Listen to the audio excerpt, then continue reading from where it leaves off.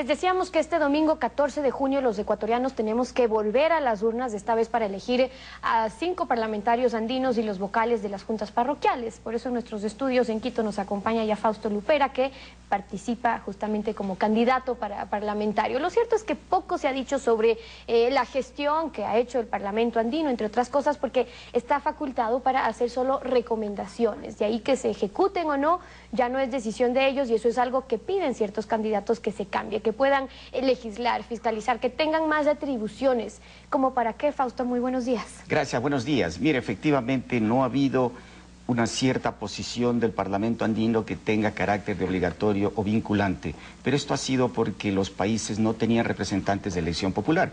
Lo tiene ahora Perú y Ecuador, próximamente tendrá Colombia y Bolivia. Entonces ahí sí habrá legitimidad de los representantes a fin de que puedan exigir que todas sus decisiones sean obligatorias. ¿Exigir cosas como qué, por ejemplo? Bueno, el Parlamento hace lo mismo que hace cualquier asamblea, legislar y fiscalizar. En este caso lo que concierne es a homologar leyes que sean iguales en el resto de países de la comunidad andina, a fin de que sea totalmente igual en tanto en asunto educacional, en asunto cultural, en asunto de ecosistema y en general. Todo aquello que tiene que ver con el bienestar de la colectividad y en asuntos económicos, por supuesto. Y un tema, ¿no?, que van a tener que tratar, y ya lo conversábamos con el canciller Van der Falcon y hace pocos minutos lo hacía Alfredo, es las relaciones finalmente con la CAL. Cuando tenemos hechos prácticos, Perú y Colombia negociando un TLC con Estados Unidos, lo tienen más bien, un TLC con Estados Unidos, negociando sí acuerdos bilaterales, de manera bilateral también con la Unión Europea.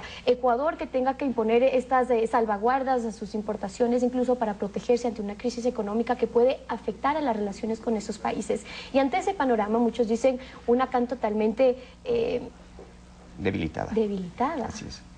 Sí, mire, el problema es que Ecuador no está tomando las cosas como debería ser, porque si hablamos de integración y lo que establece el artículo 423 de la Constitución aprobada por ellos es justamente fortalecer las relaciones latinoamericanas y por ende las relaciones dentro de la comunidad andina. No lo han hecho, no lo han hecho, y esto es una de las grandes preocupaciones que tenemos en asuntos de materia internacional, pues cero, prácticamente. Pero es muy fácil juzgar el pasado y decir, bueno, ellos no lo hicieron, usted sí lo va a hacer, ¿cómo? Pero por supuesto, nosotros vamos a impulsar, vamos a obligar y vamos a exigir que este gobierno primero restablezca relaciones con Colombia. No es posible que durante 15 meses se mantengan las relaciones luego de que el presidente Uribe pidió disculpas públicas en la conferencia de Río en República Dominicana, y aquí es un asunto netamente de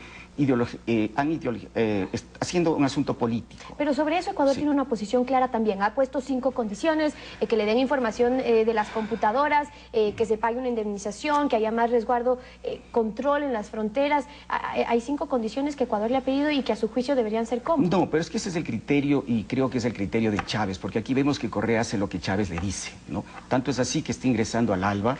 No, yo no creo que el Ecuador tenga que someter ya condiciones cuando ha existido la disculpa verdadera, ¿no? Y públicamente. Mire, que con Perú jamás rompimos relaciones en las condiciones más difíciles, cuando se nos llevaron y cercenaron gran parte de nuestro territorio.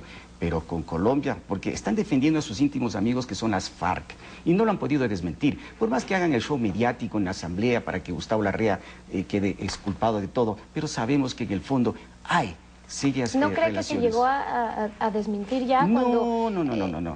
En absoluto. afrontan su total confianza a Gustavo Larrea? No, está en por volver al absoluto. gobierno, Esto fue el show. gabinete. No, esto fue el show montado por el gobierno y por supuesto por Gustavo Larrea, ¿no? Ahora, el canciller ha dicho, volviendo a lo que estábamos hablando, el canciller ha dicho que se está trabajando en un diálogo para volver a restablecer las relaciones quizás con Colombia, pero se mantienen en que hay que seguir con estas 5 condiciones.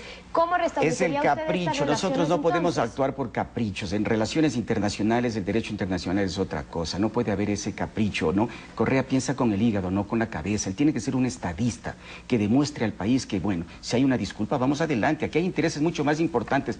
Colombia es nuestro segundo socio comercial y no podemos mantener nosotros esas relaciones rotas. El pueblo de Colombia y el pueblo de Ecuador no tienen la culpa de que tengamos un presidente que, pues, ya lo ha demostrado permanentemente, busca problemas con todo el mundo y no busca solucionar los problemas. ¿Qué tiene que hacer el Parlamento andino precisamente en relación a eso, al fin que son esos acuerdos bilaterales, esos acuerdos comerciales más bien, que no se vean afectados?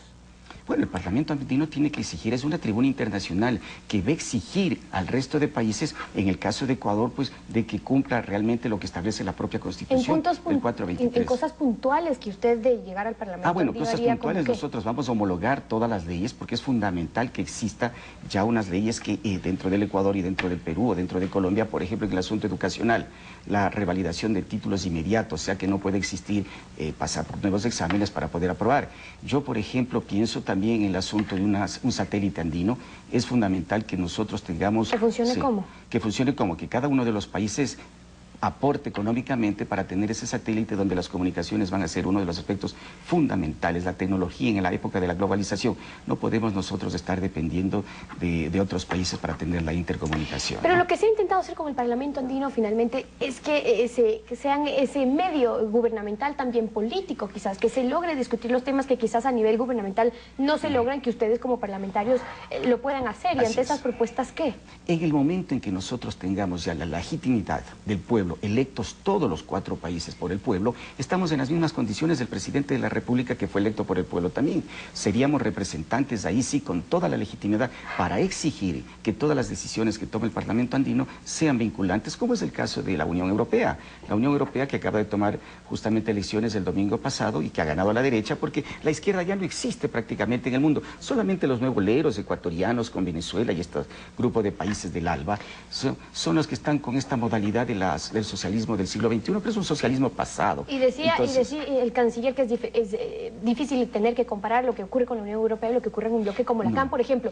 Pero ustedes, ¿qué decisiones inmediatas, usted como de llegar al Parlamento andino, tomaría sobre la CAN ya ante este panorama que lo hemos analizado ya en esta mesa y ante la situación tangible de lo que se ve de la CAN? Es que no puede haber integración si es que no estamos integrados. Por eso digo, es contradictorio, es el doble discurso. Pero entonces, si no estamos gobierno. integrados, la CAN no nos sirve para nada, a su juicio. Pero por eso mismo vamos a luchar allá adentro, vamos a exigir dentro del cónclave general de todos los parlamentarios, exigir que estas soluciones pues se den de lo más rápido posible, ¿no? ¿Y cómo mira justamente estos acercamientos con países como lo hablaba Alfredo ahora y veíamos el mapa precisamente de qué países están integrando el ALBA y cómo lo mira usted? Mire, ese es un club de amigos comunistas de América, yo lo llamo CACA, Club de Amigos Comunistas de América, no es nada más. ¿Qué relaciones comerciales podríamos tener con esos países? Absolutamente nada, ningún tipo de relación. Lo que pasa que Chávez pues se inventó este asunto y sobre todo porque Chávez quiso tener hegemonía en América Latina y no lo ha podido tener porque ahí hay un país que se llama Brasil, con un presidente Lula de una izquierda moderada que tiene una aceptación más del 80%.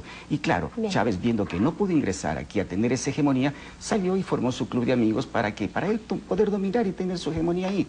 Pero no significa nada. Comercialmente, ¿qué significa con Granadina, con San Vicente? ¿Qué significa con esos países? Y lo han dicho. Absolutamente nada. Pero lo que es más, los ecuatorianos no hemos sido consultados para ingresar al ALBA, llamémosle ALBA, ¿no?